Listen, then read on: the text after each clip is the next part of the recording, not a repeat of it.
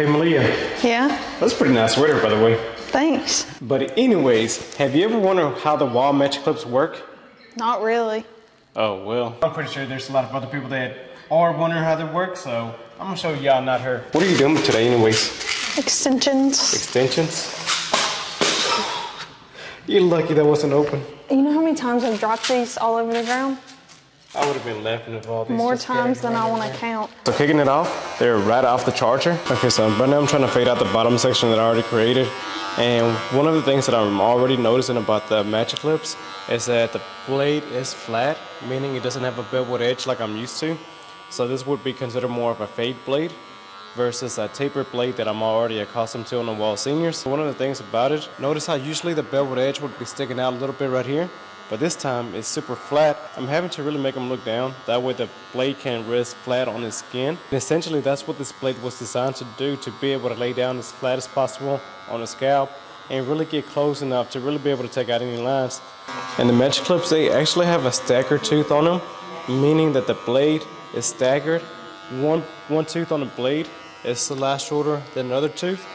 It's designed to really allow you to fade out each line with ease. Something that I have noticed about this blade though is that the teeth are super deep. So even if you take off a guard, this is almost equivalent to a number one, it seems like. So I'm really having to close it about halfway in order for it to mimic a half guard. Each clipper is going to have a little bit of an offset measurement, so meaning they're all going to cut a little bit different, of course, which isn't a bad thing because you might be able to use one clipper for one thing and use the other clipper for a different thing. Hey Malia, did you happen to see that haircut that I just did? I don't think so. Oh, you missed it? I think. I did the whole review on these and I thought you were watching this whole time. I had other clients. What do you want to know what I think about them? Yeah. Sure. I think you're lying, but okay. Check them out. Yeah, go ahead and drop them. Go ahead and drop them. That'll do them. See how durable they are. How'd you like them? They're all right though. The blade usually this flat?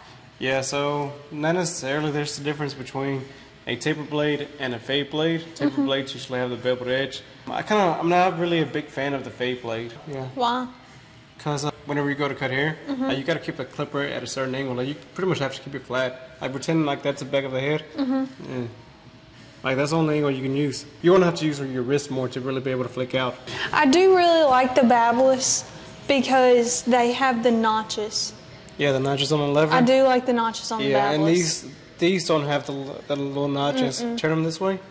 So Like, what we're talking about is that on the Babbless, on the lever they have little bitty notches, so you don't have to estimate where the lever is going to be going. They instantly lock into those notches, and this one they don't. So you really got to just pay attention where you have it at. What do you notice about the way they feel in your hand?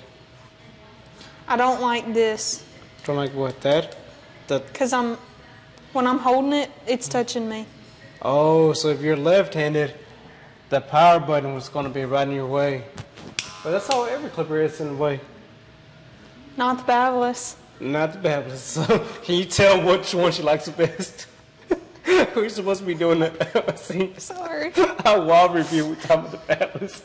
It's like, look how perfectly the clipper fits in her hand. The thumb is actually resting on a little indentation that it comes with. And they specifically designed it like that to be able to really fit in your hand nice and to give you the best comfort whenever you're cutting. And it does come with a staggered tooth. Like, there's one blade. There's more blades, is what you're saying. Yes. It's like this. Staggered.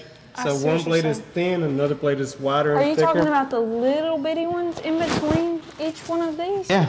Okay. The little bitty blades. Yes. What's that help with? It's supposed to help you fade out the lines even better. Kind of like thinning shears, you know, like thinning shears are supposed to like soften up a line. That's some purpose behind that. It's to really help you soften up, create soft lines. Do you think it helps? I think it does help. So staggered tooth was a nice touch to it, but even the fade blade, look how much this opens up between the cutting blade and the top blade. Yeah. It opens up a lot, and what I mean by that is whenever you have the lever all the way open, look at how far the top blade really extends. That's why whenever I was cutting hair earlier, I said that my half guard didn't really feel like whenever I took off the half guard and just used it like that, I still felt like this was cutting like a number one. and that's because of the way that that blade expands way farther out than the cutting blade. So that's something that you would have to get used to. Yeah. Yeah, because I was over there like trying to cut, trying to take out the line between the 0 and the number 1, thinking it was going to be equivalent to a half guard, but it definitely wasn't. So are these, I feel like the Babblists are more detailed. The seniors are more debulking. What is this? What would you consider this? I would use this more for convenience. Like I said, like the main, and whenever I've used these before, the main reason I use this was for kids, whenever I'm cutting kids' hair, because they're so easy to just like grab them and go, and like on a kid's haircut, like you want to be as light and fast as possible, and these definitely do the job. They're pretty powerful as well. They will go through thick hair, but they do. And depending where you buy them from, they're probably going to run you about 120 average. Every single website that I've looked up has a different price point, but average it'll be about 115, 120. So price really isn't bad compared to a Babblist that's 215, but that's going to have to be a different review, even though Malia already gave her honest opinion about the Babblist. The thing is, I want to be able to do more reviews, but if you can tag clipper companies and see if they will send me free clippers, that way I can do a review on them, I can test them out, and that way neither me or you are having to come out of pocket to test out these clippers, and we can really see which ones work with what hair and just overall the performance, right? So if you would do me a favor, just tag the clipper companies in this video or in TikTok videos, I would highly appreciate that. But you know what time it is? Time to go home. It's time to go home. It's Saturday. I don't even know what we're still doing here. Like, it's time to go home, so let's go, Malia, unless you want to stay. Bye. No. So most of the time, everybody asks, why doesn't Malia cut hair? Why doesn't she do fades? This is why she doesn't do fades. I hate them. Just put it like that.